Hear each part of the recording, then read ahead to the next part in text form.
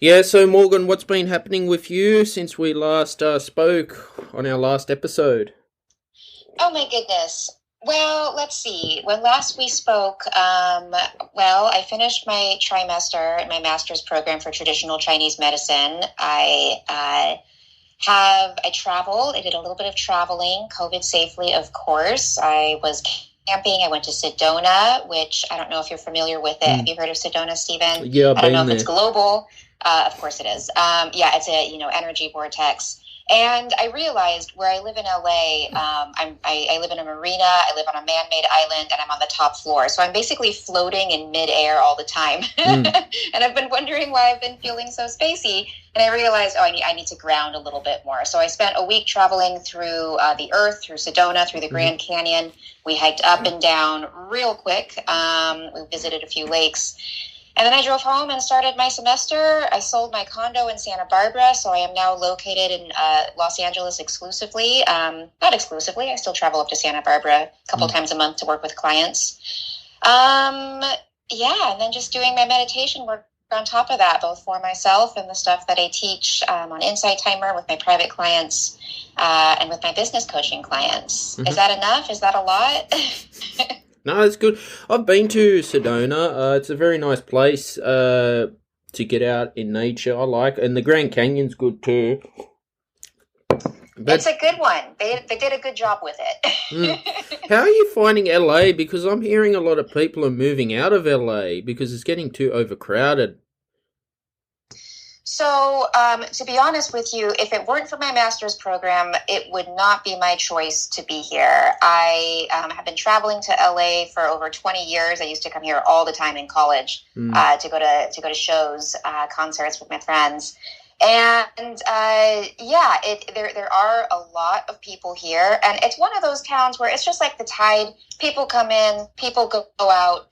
It's a very transitory town. One thing that my friend described to me that I thought was accurate is people in LA really know what they want. And that's been really true of the people that I've met so far. They're pretty clear on what they want, and it's just a matter of time before they get it. So I appreciate that sort of tenacity in a city people, but it could just be that that's the way I am, and so that's what I'm attracting. Mm. Like Joe Rogan was saying, and he's moved from LA to Texas because I think people are just getting fed up. I wouldn't live in LA because I've been there myself, but I'd avoid that place. I like more the Grand Canyon and Arizona. I think if I got to live in the United States, I'd live in Texas. That's What where do you I'd like live. about Texas? It's just more of a desert feel. It's out of the city. Arizona as well. More peaceful, I think. Yeah, you definitely have to travel inland to get away from people for the most part. But Mm. what I'm discovering about places like LA or really any highly populated place, even I've traveled through Hong Kong, which is incredibly densely populated, just a city built on top of itself several times over. To San Francisco, is Mm. there are pockets of sanctuaries even within these places where there's a lot wrong with this place. There's a lot of drug use, there's a lot of homelessness. Mm. That's also just endemic of the fact that we are an overpopulated world and there aren't enough homes. We haven't built enough homes for people, so it's a difficult problem, and the solution feels like it should be obvious. Like, I know in London, they have squatters' rights where if a building, you can't just leave it empty. People can take it over if it's empty. Mm. And I'm curious how something like that would work in somewhere like LA where there are abandoned buildings. It just brings up a lot of liability issues because America is a very litigious, well, am I going to say it out loud? Litigious? Did I Mm. say that correctly? Place. People sue each other a lot. Mm. Look, um, look, so in go ahead. Sydney too, Morgan. There's a lot of homelessness because you look at it like a week's rent in Sydney is like $1,000 a week just for an apartment. Oh It's a God. lot of money. And how much is the minimum wage there? Well, roughly $20 an hour is a minimum wage for a permanent employee. If you're a casual, you can get 26 to 30. So, but even then, a full-time worker on their own would not cover a week's rent. It's ridiculous. Yeah, well, that's kind of the problem that we're finding ourselves in terms of this wealth divide is there are people who can't afford it, so the market just keeps driving the prices up. I saw that's why I sold my condo is because someone was going to pay me a lot of money for it, and I wanted the money more than I wanted the condo. But it's because there is just nothing else to buy on the market right now because there is a severe shortage of housing. So I'll tell you, it's a great time to be a developer. It's a great time to be in the house building business. But as they quoted in Arrested Development, there's not enough land. We need more land. We're getting less land because of climate change. That's going to keep pushing people inwards. That's going to be causing a lot of war and famine, quite literally, as it has already begun. And so we need to come at it from a place of solution, right? We can talk about what's wrong with the world forever and ever because kind of the whole purpose of coming to this world is to see what's wrong and to be like, what can we do to fix it? How can I help? So this is where I think doing the meditation work through an app like Insight Timer is really beautiful because a lot of the stuff on there is completely free. If you have access to a phone, you can get on there. Of course, there's a huge amount of privilege with even having a phone and access to Wi-Fi. But energetically, just getting that many people together to do the type of healing work that can really lead to a soul-fulfilled purpose is going to lead the world to a better place. It's going to lead to solutions to these huge overarching problems that are really global. Homelessness is a global problem. Poverty, the wealth divide, that's a global problem. So the more individual healing you can do, the more you focus on your own individual healing, the more you heal your community. And I think that was kind of the biggest takeaway I would love for people to leave this conversation with is do your work and trust that it's going to spread beyond you. It can't help it. When you start shining brighter, everyone around you starts shining brighter. But if you just focus on all of the ills of the world, man, it's too depressing. It's too sad when you think of every awful thing that's happening right now. And as an empath, I can stretch my energy around the world and feel all of it at once. But my responsibility then is to do the Tonglen work of to send out the peace and to send out the relief. So that all energy on earth can feel that as well, because there is that duality. We have the contraction and we have the expansion, and we lean into the expansion because that's what we're always working towards, is that spiritual expansion. Exactly. I mean, focus on what you want to achieve and not on the bad things too, is what I think as well. That's what I think you make yourself happier. That's why I like Insight Timer a lot too. I'm very happy for that app. Yeah, so the Buddhists might say that even to suggest that something is good or bad, to bring that judgment to it, that's just another round of suffering for yourself because now you're resisting, now you're avoiding. Definitely there's a healthy way to shift your perspective and to focus on the light-filled things in the world. But you also need to stay in touch with the suffering in the world to a certain degree to build your compassion, because ultimately any work that you're going to do that's going to really fulfill your soul is going to help people. And usually it's work that helps people who are in the same situation you've been in, that you've really dug yourself out of. It's in our most traumatized moments that we find our soul's work. Once we find the healing modality that helps it. Yeah, look, I've been doing a lot of yoga lately too because I like yoga. Have you practiced yoga in your life? I have been a yoga teacher for over 12 years, Stephen. I have practiced a lot of yoga. I've had a daily yoga practice for 13 years. I love yoga. How's yoga going for you? It's good. I'm trying to do my headstand and arm balances on the wall, but if I try it without it, I think I'm going to fall over, head over. So I'm trying to be very mindful. I've got an app called Pocket Yoga, and I've used Down Dog Yoga as well. Use quite a few apps too. So, Stephen, I'm curious, what if you tried doing a headstand and then you tried to fall over, like you did it on purpose, just to prove to yourself that you're not going to die? I don't want to break my neck. Well, the likelihood of that happening is very slim. The neck doesn't really want to break. Certainly, it's not out of the realm of possibility, but you'd have to first drop yourself on your head and then fall out. No, what you do is just with your hands behind you, you just think of it like a somersault. So just do a somersault first, then do the headstand right into the somersault. So it's all about like chin to chest, tuck your tailbone in, make a little ball. Do it on something soft. This is a good beach activity, or just with a lot of padding, some blankies underneath you. But yeah, that's how you move away from the wall. Is you confront the fears to prove to yourself, oh, it wasn't that bad. I can survive that.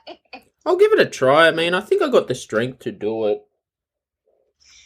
Yeah, if you can keep your belly engaged and if you move up really slowly, that's the trick to not falling over, is to just move really slowly into it rather than kind of throwing your legs up, because that's where your momentum is going to send you ass over tea kettle, as they say. No, but yoga's good. It's good fun. I mean, I found my own style. Yin and hatha is what I really like most. It's more relaxing. So what's changed since you started doing your yoga practice? Just more flexibility, less muscle cramping as well. Been doing it since my undergraduate degree, on and off. Just feel better. More energy. So when you stop doing yoga, what's happening? Just things start tightening up. But like, why would you stop doing it if you know it makes you feel better? You know when you get busy? When you get busy with your work, and like all you're concentrating on is your work, things like that. But yeah, if I can do it every day, I will. I'll do some today. Well, here's the thing, though: if you do the yoga, the work still gets done. It's just easier. That's the thing about the yoga, or really any meditation practice. Yoga is just great because it makes your body feel really good. Cleanses your aura, does all that good stuff, gets the blood moving. But like, you do the yoga and then you do the work. You don't do the work and then you do the yoga, right? Because the yoga promotes the work. I'm curious if you would see anything shift in not just your physical life, but your external life, your career, your relationships, your relationship to yourself, your thoughts. If you really like made a commitment to that, to doing your yoga practice like first thing every day, and it doesn't have to be like a 2-hour full Ashtanga practice. You can do I would say a minimum of 20 minutes. But I recommend this to every single one of my clients, and the ones who do it see major shifts in all avenues of their life, because as it is said in the yoga world, practice and all is coming. All you have to do is do your yoga. Do you find first thing in the morning, if you try to do an Ashtanga practice, you just feel you can't do it? I can't do it as soon as I get up out of bed. I'm not as flexible, so I have to wait. Later during the day, I try to do like a gentle practice too. Yeah, try doing the gentle practice first thing in the morning. That's actually when traditionally you would want to do a yin practice, when the muscles are cold, because you don't want the muscles to engage at all. In the yin practice, you want the muscles to stay completely relaxed, so that what you're stretching out very gently are the fascia and the other connective tissues in the body. And you're allowing those to get lubricated through those really, really slow, long holds. So, maybe you could try that, a little 20-minute yin practice first thing in the morning. I wonder if that would change how you feel earlier, if you would start to feel more flexible sooner. Well, before our episode today, I did my chakra meditation on my little app as well. Just feel better. Yeah. How's your chakra system going? Was there any intensity to it today? Not much. Just relaxing. Still trying to learn about it as well. Yeah. So, let's go through it. What are your questions? Well, you got 7, apparently. I think you have hundreds. You have hundreds of chakras, but most people work with the spinal column, which does have 7. Yeah, but do you find if you open up your third eye, you just feel a bit weird? So tell me more about that. What do you mean by weird? So if I've done a third eye meditation on Insight Timer with Sonic Yogi or any teacher, I just feel, I don't know, a bit dreamy. That's just me, Morgan.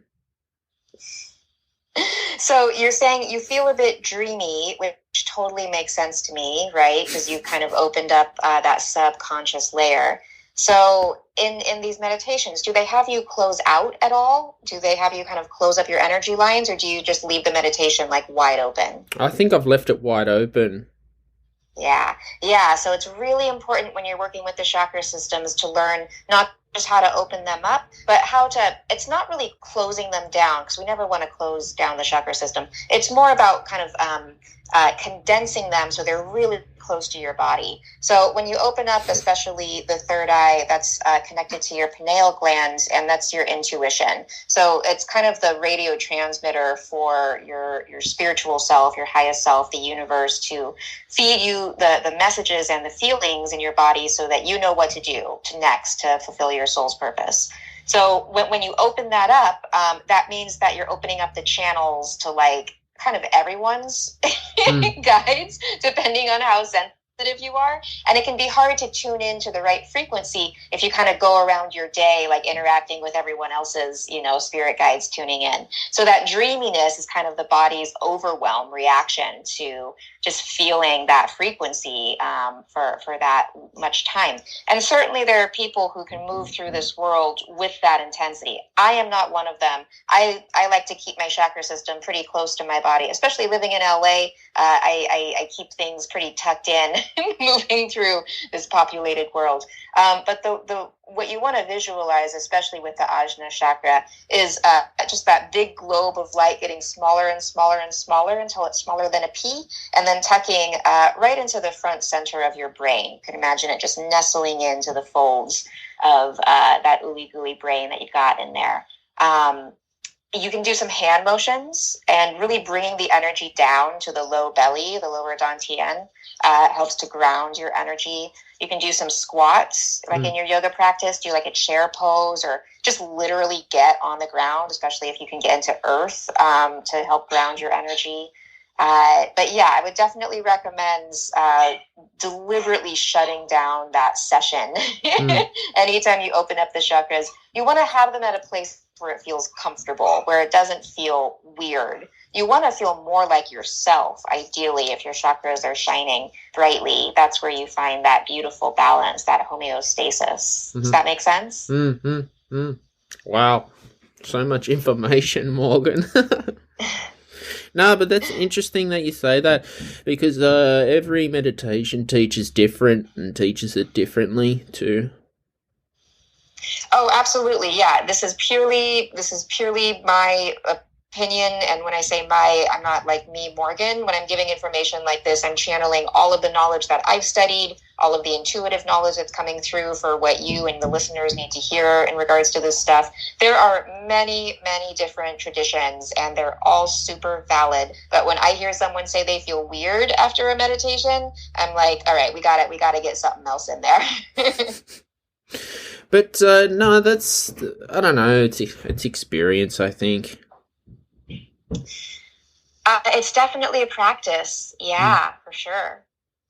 But other than that, what are you still doing you're doing a master's, are you? I'm getting my master's in traditional Chinese medicine, so I'm learning acupuncture, herbs, Taoism, Tai Chi, Qigong, all sorts of stuff. That's pretty cool.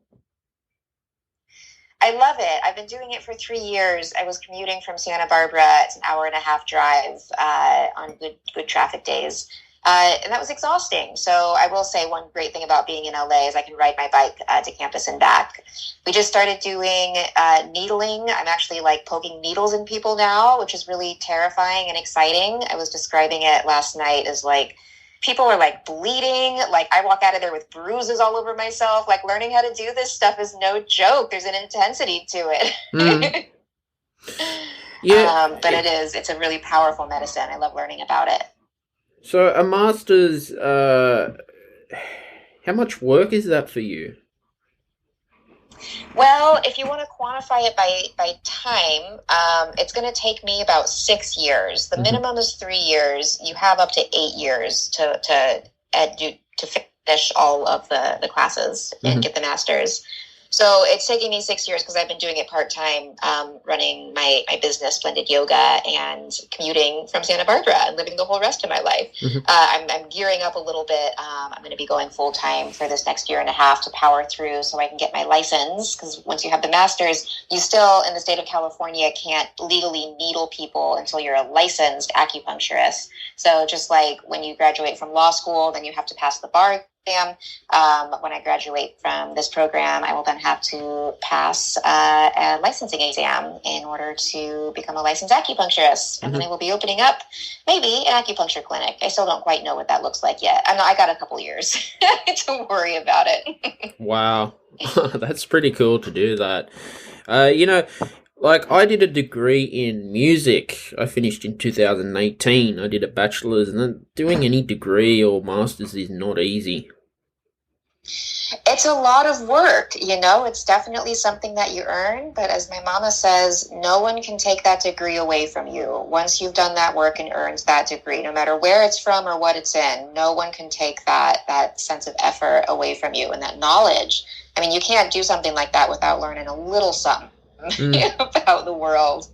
What have you been doing with your music degree? What kind of music are you making? Well, I'm making film music that I've put on Spotify and all the royalty-free libraries as well. So I started my YouTube channel, started my own company. Brilliant. How's it going? Slowly. That's how it goes sometimes. I've only just been in my first year as a businessman. So tell me, because I do business coaching, where are you getting blocked? It's actually the blocks is the hardest, is getting clients and getting the work and marketing the thing too. That's what's been hard for me.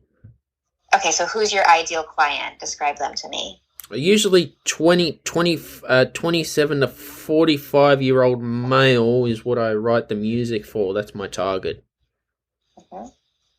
It's a pretty big range. Tell me more about this 27 to 45-year-old male. What are their interests? Heavy metal, because I have a heavy metal influence on my stuff. Political, because some of my music videos are political as well. Landscaping too.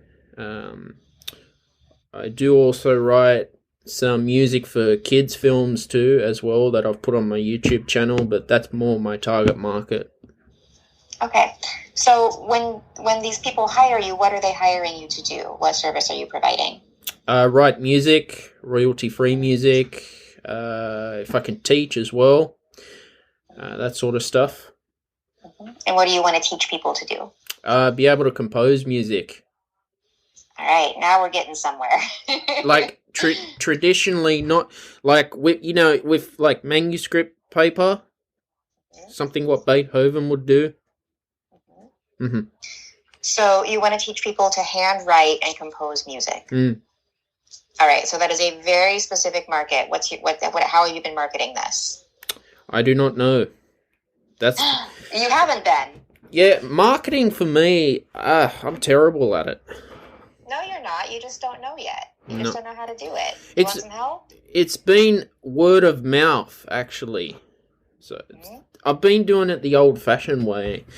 So starting with people that I know as well, the referral. Yeah, I mean, that's definitely what I recommend for my clients is start with your biggest fans. Start with the people who know and trust you and ask them, who do you know who needs this? Once you get a few testimonials under your belt, you have a little more clarity on exactly what it is that you're offering. Because you do have to work with a few people a few times to get real clarity on, like, okay, this is exactly what the work is. Then the trick is, how will your ideal clients describe it? So that's where you do some market research to talk to them to say, what was your experience working with me? How would you describe like the end result? And then you want those key words of the result of your work together and how they feel, especially feeling words. And then you just pop that into social media, like a Mad Libs game. If you want to feel blank, hire me to blank. Here's how you hire me. Well, I won first prize in a songwriting competition for 2020. I got my plaque in the mail that I put up on my social media. Well, congratulations. But that's all about you. marketing is about the other person. So you've got to talk about how your work is relevant to them. That's, that gives you a little bit of validity. Certainly it's nothing to sneeze at. But in terms of getting people to hire you, make it about them. Mm-hmm. Yeah, it'll happen. It'll happen. It can happen more quickly. There are a few tricks to the trade. I've been doing digital marketing for a long time. It's always changing, which is what I love about it. But there's definitely, there's a market for it. Whatever you're selling, whatever you're teaching, there's someone who will pay you for it. There's just a few tricks of the trade you have to learn to find those people and get them to hire you. Also, reputation too is the key as well. Yes and no. I've had people who just find me randomly from a comment I made on a Facebook group thread of thousands of people. Mm-hmm. And there's no reputation there. They barely know my name. They can barely see my face. And then I've had people who have, come to my yoga classes in person for years who hire me. So it's certainly, reputation is so malleable anyway. I think it's, more about being really clear about who your client is, less so about your reputation. And maybe when you're getting to the super high levels in this cancel culture, you definitely don't want to be a shit person. But reputation, it's so malleable. That's just a matter of the beauty of language. Exactly. But no, it wasn't easy for me to pursue my company last year. Kind of had no choice to do it. Well, you always have a choice. You have free will. You could have done nothing. Because the amount of bosses said to me, why don't you go do something with music? And because I always wanted to be an employee more and trade time for money, but just didn't work out. So I thought I'll give it a go. Well, you're doing it. You're giving it a go. And why do you think your bosses thought you should do work in music? Because of my degree and my training in it. Is that where your heart is? It is, yeah. Yeah. Because when I finished my undergrad in 2018, I got fed up with it. And I just wanted to go do something else. So I tried a few sales jobs, but the money was good, but just didn't really feel the passion about it. Yeah, that's the thing. Money only feels good for so long, and then when all you have is money and you've sold a bit of your soul for it, it's not the best feeling. Someone told me that when I was making most of my decisions based on how much money I could make. He said, that's not a good reason to do something because of the money. And at the time I was like, it's the only reason. Why would I do anything else? I'm a Capricorn, so I skew in that kind of really grounded, logic, money-based nature. But once I started to learn more about abundance energy and bringing in money energetically and letting it be easy and not having to work so hard for it, just letting it flow, by having a soul-led purpose for it, that just completely shifted my relationship to it, where it's no, I don't want to make any decisions based on money. If I see something I want to do, I'm going to figure out how to afford it, whether it's, buy $1 million yacht or travel around the world. Neither of those, buying $1 million yacht would not serve my purposes. It's not something I would pursue. But traveling around the world certainly does, so I can figure out a way to afford it. Whether it's through earning money through work or whether it's through trickier things like doing travel hacking to get, super cheap and free flights. Wow. That's pretty cool. I always think of it like this. If I had $1 million check right now in my hand, I'd go straight to the real estate and just buy a house. Yeah. Straight away. Let me tell you something, Stephen. As I mentioned, I just sold my condo in Santa Barbara. I owned it for 5 years. I made some money. I'm happy about it. If I had put my down payment that I put into that house into Bitcoin, I would have $7 million right now. So I don't know if someone gave me $1 million if I would go buy a house. Just in terms of an investment strategy. I'm a renter now, and I'm kind of like, this feels okay for right now. I could see myself buying property in the future. The dream is like the series of tiny homes where you get to bring all your best buds, and everyone has, a million chihuahuas, and it's just a big like co-op farmstead. But yeah, there's just not enough land for that where I want to live near the ocean. So I'm curious. What do you think home ownership is going to give you? Well, to be able to own my own house forever and not have to rely on paying the rent to the landlord, and it's mine, you see. That's how I see it. Well, yes and no. I mean, you can't take it with you. When you attach your identity to property, you lose a part of yourself because you don't really own anything in this world, just the exchange of money and a piece of paper, a deed, which, you still have to pay property taxes. There are still lots of costs involved. You have to keep it up. Where was that point going? It's kind of just flying out of my head as I'm like getting into house to do land. I don't know. It completely flew out. We'll have to turn it in a different direction. Maybe it'll float back in. No, I know all about we call them land rates in Australia, and they charging you like what $4,000 a year just to live in your own house as well, because we got acreage where we are. Right. So yeah, that's what I'm saying. Like, you don't really own anything clear and outright. It can always be taken away from you. But when you die, like, someone else is just going to move into that house and claim that same sense of ownership. So there is, to a certain degree, an element of freedom of like, I can paint the walls whatever color I want. But then it's like you try to go redo your bathroom and suddenly you have to get a permit. And there are a lot of people who are going to have a say over what you can and can't do in that house. So it's depending on where you live, it's rare to find a place where you get to truly own something. In fact, I think it's impossible in this world to truly own anything besides your own soul.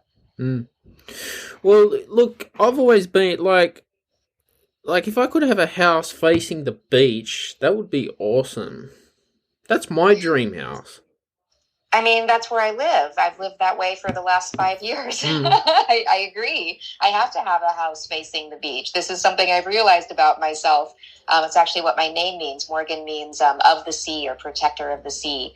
So I give that to myself. But I can't afford to buy a beachfront property in LA. So I'm renting one instead. I can afford that for a little while. And that gives me the freedom to move on, wherever I want to go after this, whether it's back down to Mexico or somewhere else in the world with a beautiful ocean. Do you find, where are you from originally, Mexico or the States?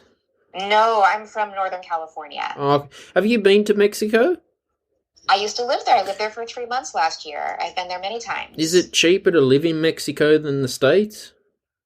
I mean, absolutely. Yeah. It depends on where you go. You can spend as much money as you want anywhere in the world, but but that's another interesting thing. Like, if you were to buy land in Mexico, you can't really buy land in Mexico as a U.S. citizen. You lease the land and then you can build a house if you'd like to. So that's another example of like, well, you don't even own the land underneath you.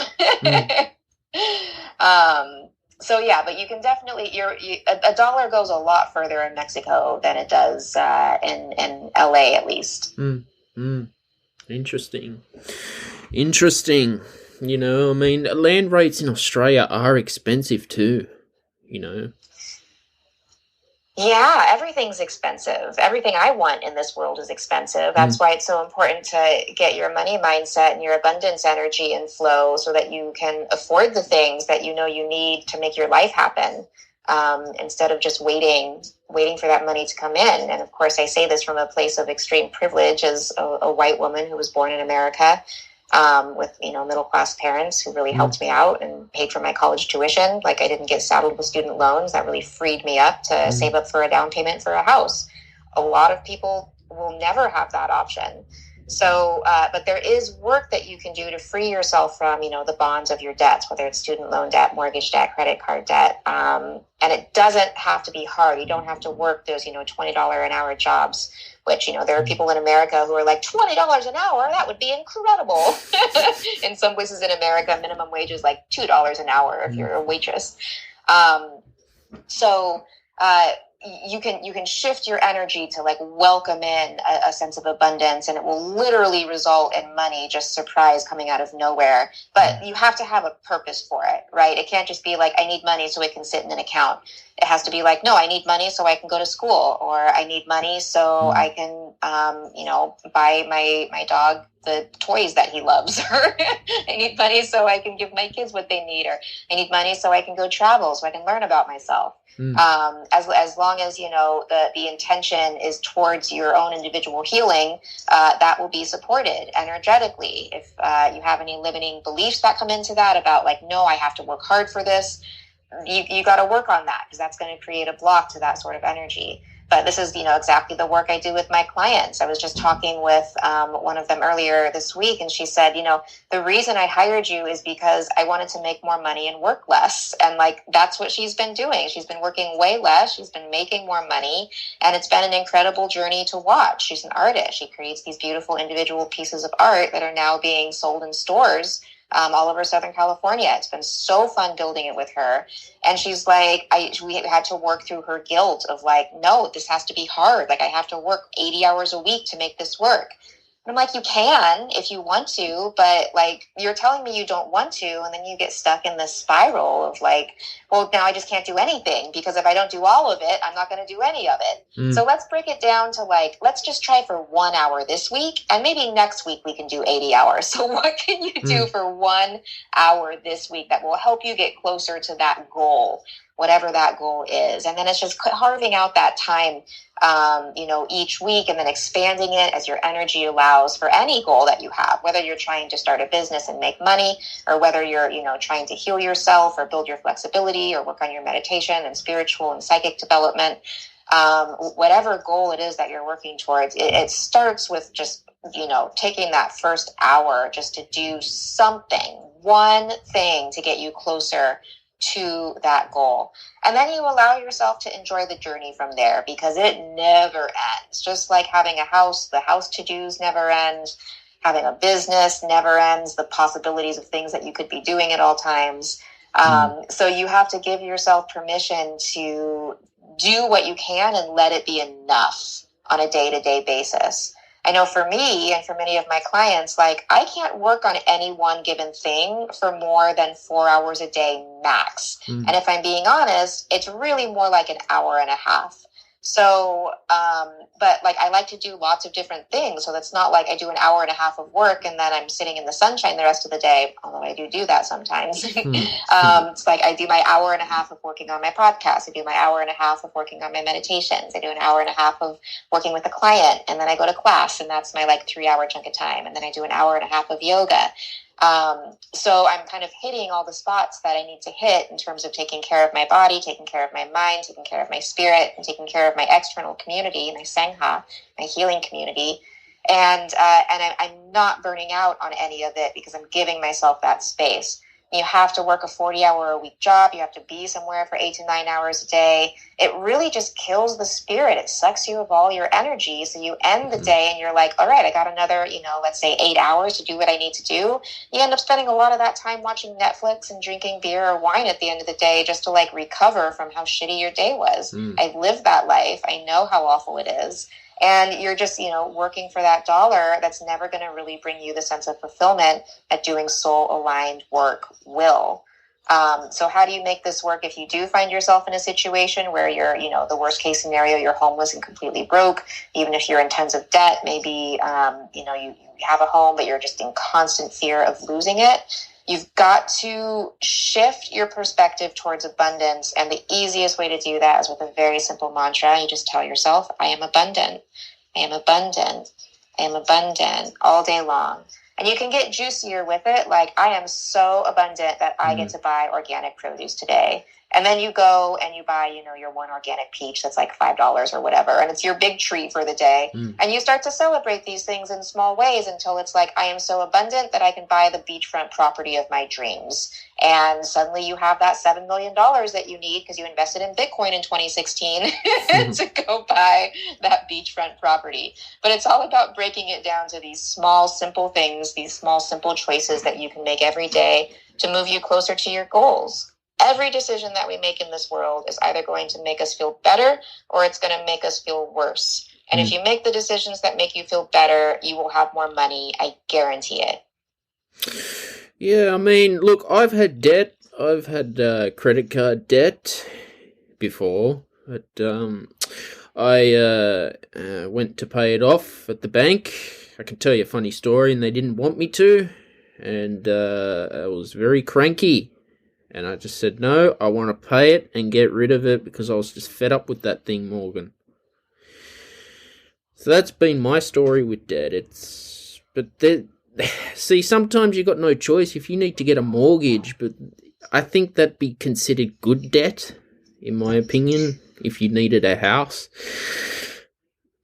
Well, that comes back to that Buddhist perspective of like, there is no good, there is no bad, there just is. So if it's debt that you're comfortable with and it's a decision that gives you energy, and let me tell you, when I bought my first place and even my second place and I got that mortgage, I felt fantastic. It was great. I loved it. I was so excited and I have no regrets about it. And I'm not trying to poo-poo home ownership. I'm just trying to suggest perhaps it is not the best investment in terms of time, effort, and money for every single person on this earth. But you have to make the decisions that make you feel better. You know, paying off debt definitely feels good to like have that mortgage off of my plate, especially since I wasn't living there anymore. I was renting it out. And so, you know, I got to make a different decision a few years later, but I was able to give myself the option, right? So I was able to have my beachfront property. I got to have that experience. I had wonderful neighbors. And then I got to move on to the next thing. I got to transition, as we all are doing all of the time. Exactly, you know. But look, home ownership can be it's a very long process, a lot of paperwork too, as well, in Australia. Absolutely, constant signatures. Yep. You know, but other than that, I noticed you like the whole star signs. Are you into all that sort of stuff? I love astrology. I think it's a fascinating way of understanding people and categorizing them. See, I'm a Libra. I was born in September. I never really understood the whole star signs. Do they work? Well, it depends on what you want to use them for. I use them to understand people pretty quickly, the same way you can use like a Myers-Briggs profile to understand someone pretty quickly, or like an Enneagram type. Like, we're all just archetypes here in this human form, right? We're one of, you know, whether you're a Jungian and it's like 16 archetypes, or in the astrology world, 12 different archetypes. So you can really categorize yourself pretty well and gain a deeper understanding of yourself and of the people around you. In terms of like prophecy, no. You can use the energy of the universe to understand when it's going to be a good time to make certain decisions. But I don't know enough about the, you know, pseudoscience of astrology to really speak to why I think it doesn't work in that way. But for me, yeah, it's been mostly useful as a way of just being able to understand someone pretty intimately, pretty quickly. It's an intuition tool. See, psychologists and medical professionals like Dr. Phil would think there's no real medical evidence with astrology. They study out of a textbook. But have you had contradictions with psychologists and counselors on this topic?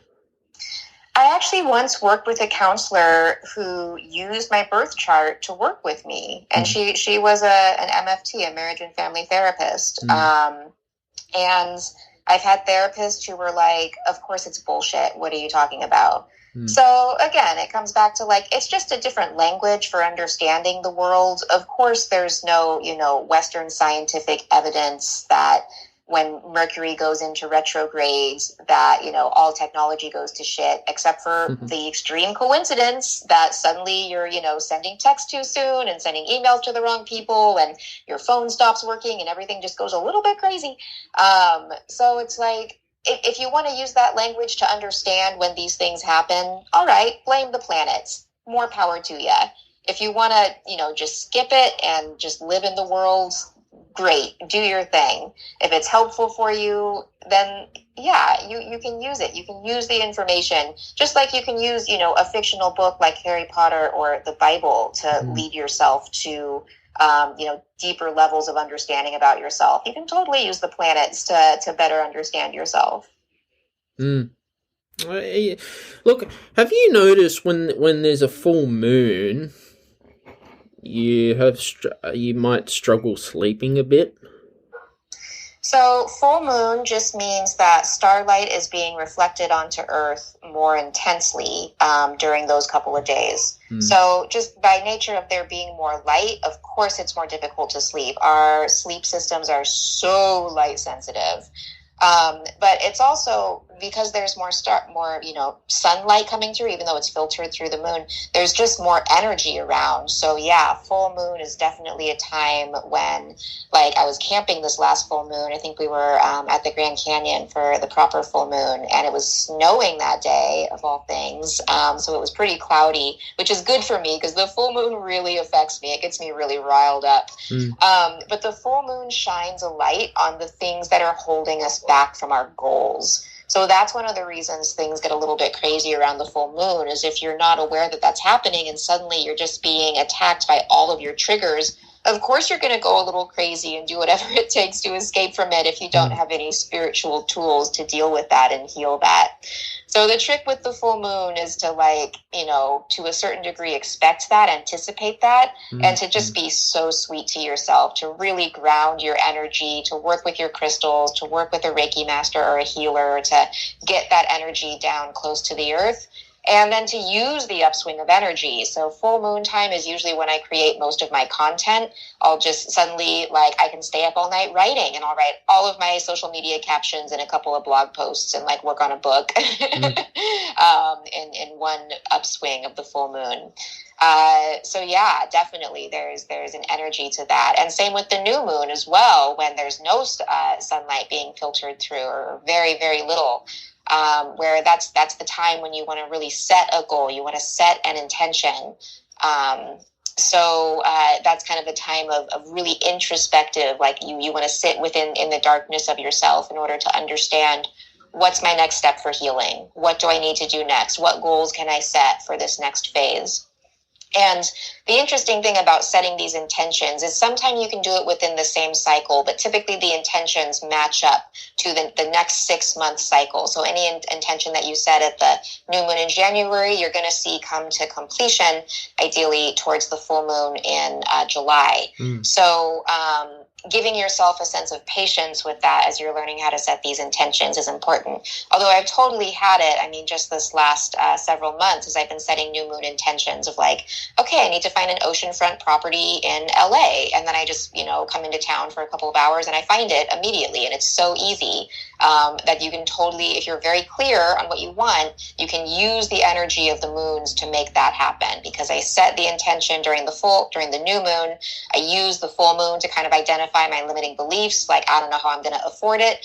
And I was well, I'm just going to. I figured it out. I looked at my money. I could afford it. And then I booked a trip and I came to LA and I made it happen. And it only took me a couple hours. So that's where, you can really use the energy of the new moon and the full moon to make your life happen in a more natural cadence. Sometimes it feels when you're trying to make your big goals happen, like building a business, you're just pushing a giant boulder up a hill like Sisyphus. As soon as you get to the top, it just tumbles back down. You have to start from the bottom again. So it's more about just skip the boulder, just walk to the top of the hill and enjoy the view. Exactly. Yeah, that's amazing. Wow. I didn't know all that stuff could happen. But what is the difference with a Libra star sign, in your opinion? So, okay, well, here's the thing, Stephen. I'm mostly only interested in my star signs, and I don't have any Libra in my chart. So, I don't know anything about Libras. You tell me. What are you like? Keep to myself. That's what I am. Okay. Just keep to myself and, try to work as hard as I can. You're an introvert. Okay. What kind of health problems have you had in your life? Health? I think, look, I'm someone who has mild depression and anxiety and autism as well, but that doesn't stop me from trying to pursue what I want to do. It's just simple things, Morgan, like marketing, for example. Like maybe I don't know. I don't know why I struggle with that. Yet I can produce very good, talented, quality work, but then the marketing and the following's not there. It gets very hard for people to find me. So, where do you think the disconnect is? I think it's I don't know. Well, tell me, how are you currently marketing yourself? Yeah, word of mouth.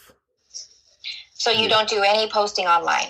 I do. I do post on my social media, but, got a very small following as well.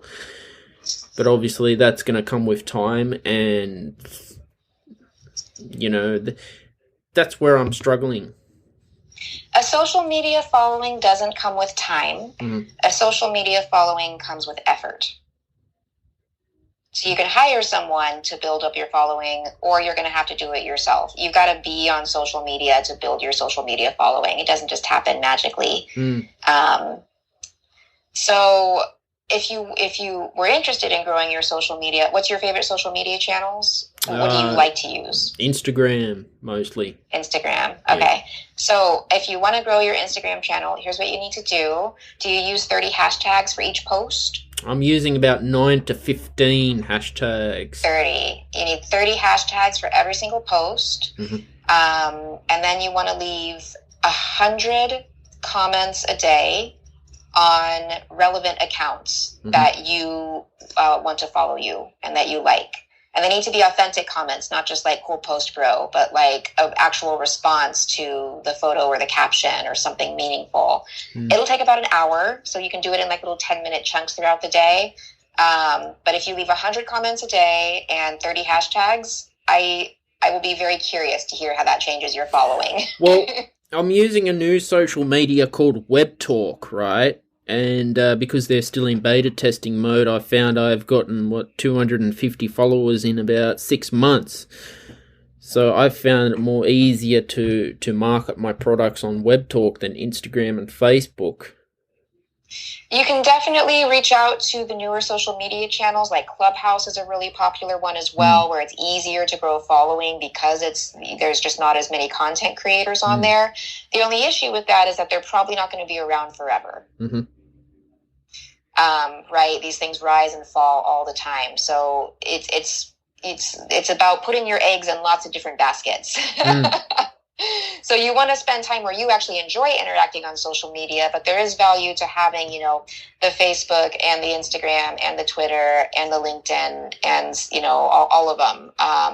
As long as you enjoy it. When you don't enjoy it, that's when you either have to outsource it, hire it out to someone else, or just don't do it. Just skip it.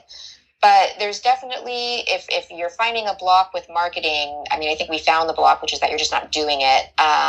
So I wonder how can we get you to start doing this stuff? Well, on my professional Instagram, I'm following people like musicians as well. And so when they do comment, I will leave a comment as well saying great post. So I'm curious, though. You really want people who want you to teach them how to hand compose music. Would musicians already know how to do that? Not all musicians. Okay. I would look for a mix of musicians and wannabe musicians, people who want to learn. So I would look at people who are teaching how to, play music or write music already on Instagram, follow their followers and comment on their followers' stuff. Look, I'll give it a go. That's all I can do. But at the end of the day, it's good content is what I focus on too. That's what I mean, we can do all the SEO in the world, but if our content's not good, people won't follow us. But it's a balance, because you can put all the good content out in the world, and if people can't find it, then it doesn't matter. So you gotta give equal energy to both creating good content and telling people about it. I mean, I was talking to Jason Stevenson about YouTube and how the whole keywords and the SEO has just become so competitive now too. So I've been trying a bit of keyword stuff as well. Yeah, I mean, I don't think of it as competitive. I think of it more as like it needs some research. I need to do some data research. I need to do some experimenting. It's all very slow, right? I mean, unless you're going for TikTok fame, like it doesn't usually happen overnight. And even that is, that's not a science. That's just winning the lottery. So it's really all about that consistency. And the only way to be consistent is to work within the marketing channels that you really love working in. Exactly. I'll get there one day.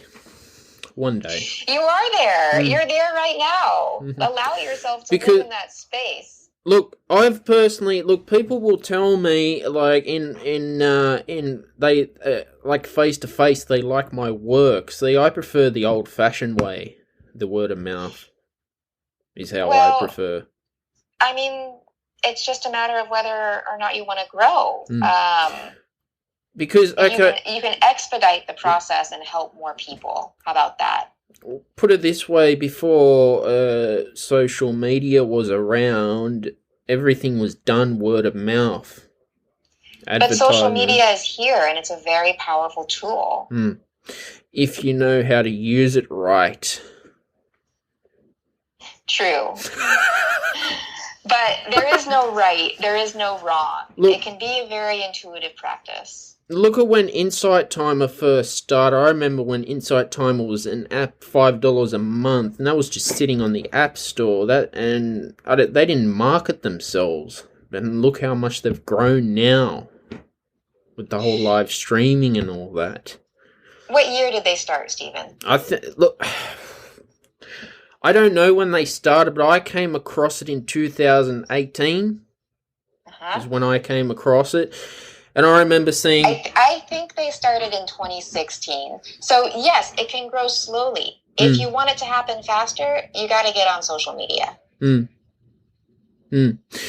Look, Morgan, thanks for coming on today's show. It's my pleasure. Thanks for chatting with me, Stephen. You're welcome. Where can people find you on your social media? I'm on Instagram at splendid.yoga. You can find me on Facebook. Go find my Facebook group. It's the Manage Your Money Yogically Facebook group. We talk a lot about digital marketing. It's all about how to create multiple income streams that build your wealth and save the world. You can find me on Clubhouse at Splendid Yoga. You can find me on Insight Timer at Splendid Yoga. And you can go to my website, splendid.yoga. Not .com, splendid.yoga. Come find me. I'd love to talk to you. All right, thanks for listening to today's episode of the podcast. Also, podcasts are out every Friday as well. Turn on your notifications, subscribe, leave a review on Apple Podcasts, share it on your social media. Bye for now.